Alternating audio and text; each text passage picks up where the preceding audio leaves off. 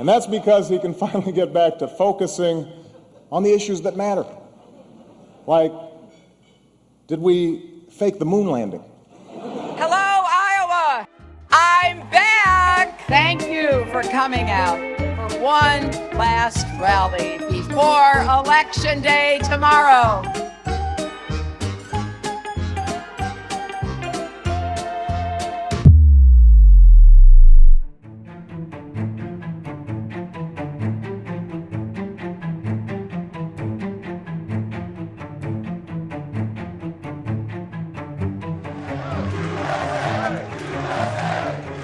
Sorry to keep you waiting. Complicated business. Complicated.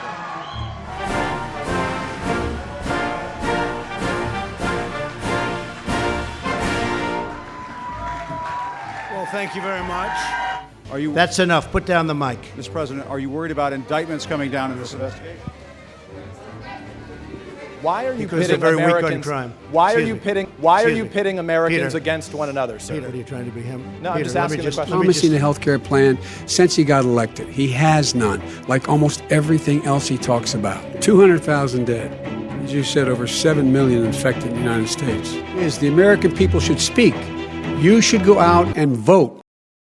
We did it. We did it, Joe. You're going to be the next president of the United States.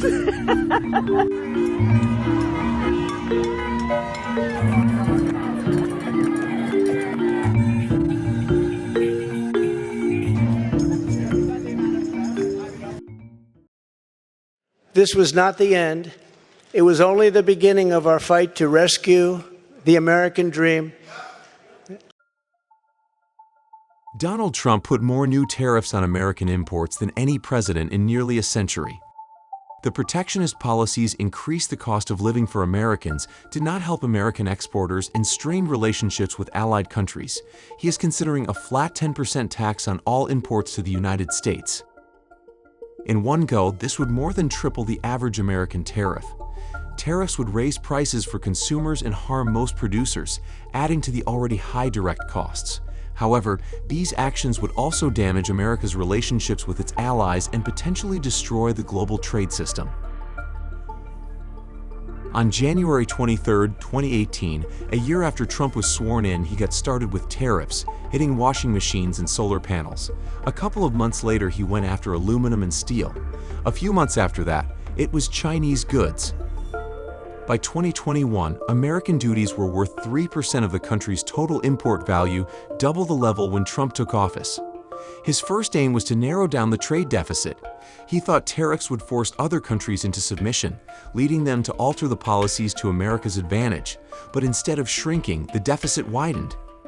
Instead of reducing the tariffs, China tripled its tariffs on America, and many allies did the same. The consequences were dark and depressing. Industries that were protected by tariffs reaped benefits, enjoying greater market share, and the rest suffered. The Peterson Institute estimated that steel users paid an extra $650,000 per job created in the steel industry. Studies have calculated that almost all the costs have been borne by Americans rather than foreign producers. Trump did unquestionably succeed in one aspect. He helped remake politics. According to a recent survey from the Chicago Council on Global Affairs, 66% of Americans think the government should place restrictions on imported foreign goods to protect jobs at home, up from 60% in 2018. At the same time, Biden has created an enormous industrial policy, fueled by more than $1 trillion in subsidies for electric vehicles, offshore wind, and semiconductors. It is a more thoughtful and deliberate approach than the tariffs, but it still looks likely to fail to bring about a manufacturing renaissance. Providing lavish subsidies to just American factories is extremely costly and is quite unfair to other countries. It is, in short, similar to what Trump is planning to do, but in a subtle way. If Trump still goes on to impose the heavy tariffs, other countries will probably respond by slapping their own tariffs on America. The spread of universal tariffs would be similar to a giant tax on cross-border transactions, making international commerce less attractive. In America's case, the crucial factor is the country's low saving rate, which is almost certain to continue as a result of persistently high consumer spending and widening government deficits.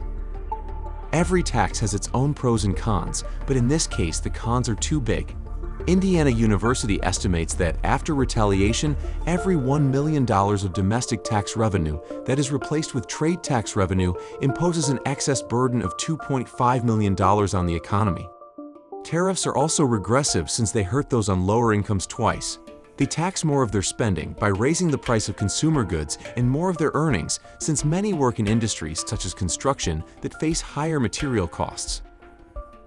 If the bulk of the tariff bill is passed on to American consumers, like how it happened in the first round of Trump's tariffs, a 10% duty would cost each American household about $2,000 per year.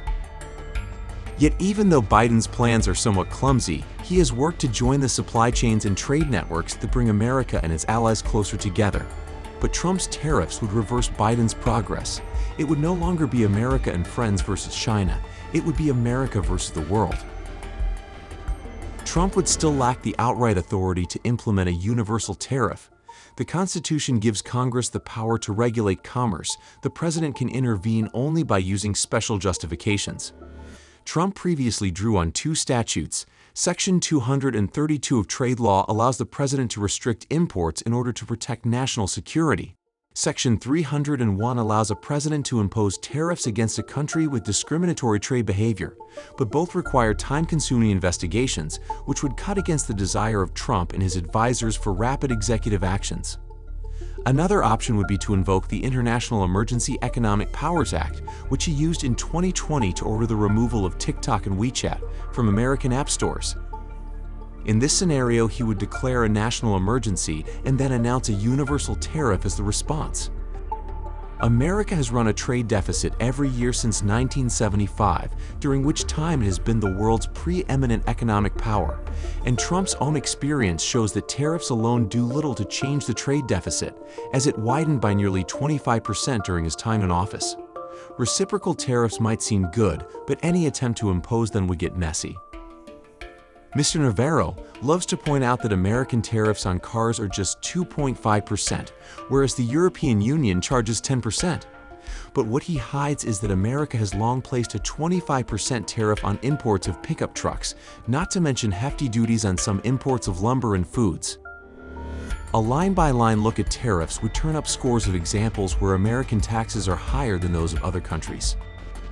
One of the lessons of Trump's first term in the White House is that he can cause great damage with the stroke of a pen, and that the damage is not easily reversed.